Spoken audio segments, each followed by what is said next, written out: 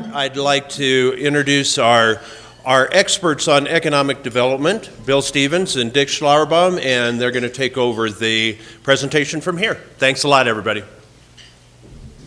Thanks, Bill Stevens. I've been in Taos 25 years in wonderful retirement after working at Sandia National Labs for 30 years.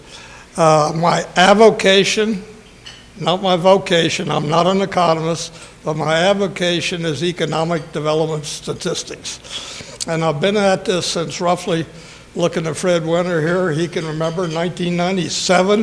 I think we first started this. It led to the Taos Economic Report, which we'll examine in a few minutes. But that's a snapshot in time, the second quarter of this year of 2010. An overview of kind of what I've learned in 20, 30 years here and what I think is important, in my personal opinion, on what's driving Taos economy now. And if that doesn't stir up some discussion, I'll be very disappointed. Now, I certainly don't expect to expose remember any of these numbers. But I'm going to highlight a few of them I think are really important to keep in mind, if you'll bear with me. So what we've done is we've taken business activity,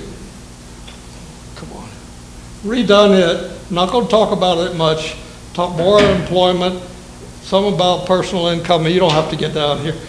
The demographics, which I think are very important.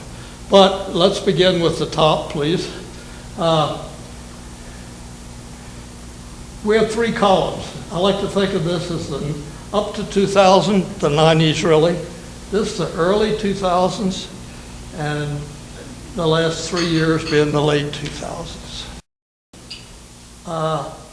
When I started in this business, it was a real pleasure to be able to see a community where you were having steadily 5, 6, 7% every reporting period increase in business activity. It was almost boring in keeping the statistics, but we did it anyhow. Now, that was under the standard industrial classification system. We had to completely shift over to these new categories in these two columns to get NAICS, the North American system, so that they're not really comparable except in the totals are not in detail. Hey, this was a good time in Taos. That's an impressive percent. I don't know. Maybe Walmart doesn't think so, but the rest of the world, really, this was 5%, then you jump to 7.5%, and now you're down. If you take each annual parameter, each annual year in this case, and then look at the change over 3 years, the change over 3 years is down 8% overall. That's big. Total business activity? Total business activity? Yep. And then I broke them down. Go this way a little bit, Steve, please.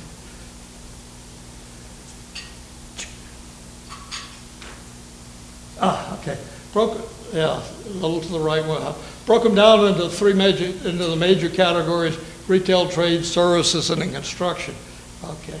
And when he gets that number, you're going to be 29%.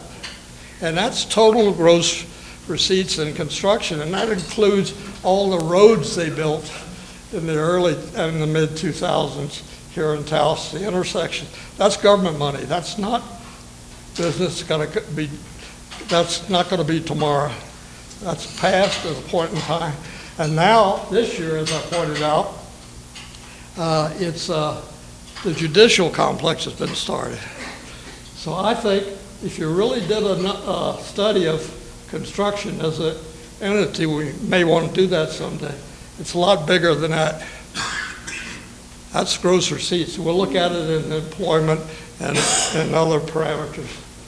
Okay. We had double-digit increases in construction and services. Okay. Let's go to the big picture, Steve, instead of the... Okay. So, employment.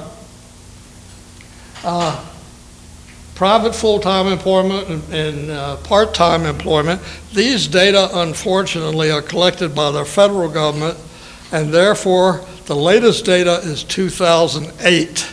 And I'm trying to talk about things that happened in 2009, so I kind of extrapolate a little bit, but that's the way it is. Except in the covered employment is kept by the state here, and that's what unemployment insurance comes out. So they're almost as good as gross receipts in being current with the data. So if you really want to, and they have the same industries too. So you really are interested in employment things, go to the cover. Wonderful, thank you, Steve. Not much of great interest here, except what services are all 17%. And that's the people who work for contractors who pay unemployment insurance.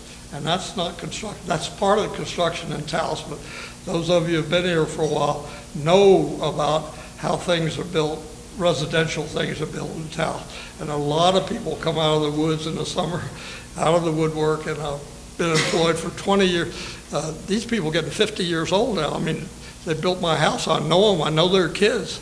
I know they're not what I'm working, not one. That's personal. So when you think of construction, think about the special role that construction has in Taos County where it involves the people, not corporations and industry. Okay, civilian labor force, it's gone down from the high. In fact, the unemployment rate has changed. If you add up all the unemployment rates for those 3 years, you're down 20%. Okay, switch horses a little bit and talk about personal income. And this is rarely talked about in the kind of statistics we see in newspapers and common. One reason it's 2 years old, as I mentioned. But if you look at Taos, Taos is very unusual in at least two respects with regard to personal income. And that is proprietary. Proprietor's income as a percent of the total earnings in Taos County is twice the state. The state will run 12%, maybe 13, 14. We're up to around a third of our people get that work for wage and salary or personal income.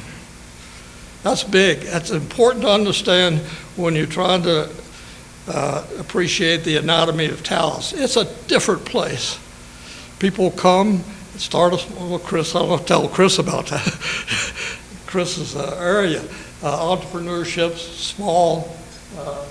We need really to understand a lot, in my opinion, a lot more than that before we make governmental and business programs. The one that kind of shocked me is what I want to call non-earnings. If you look at income from all sources, you can fit it into a couple of boxes.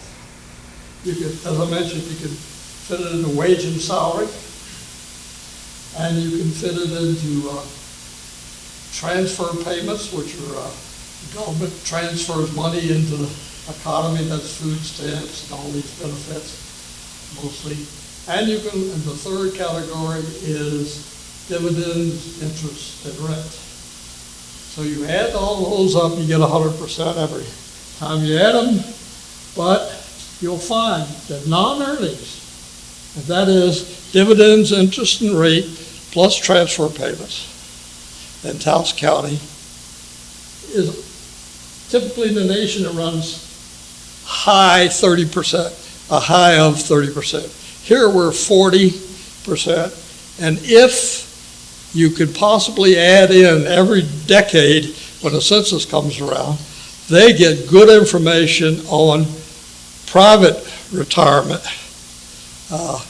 And that's what I been here in retirement 25 years. It's not very big anymore, but on the other hand, it isn't accounted in the system, except every decade.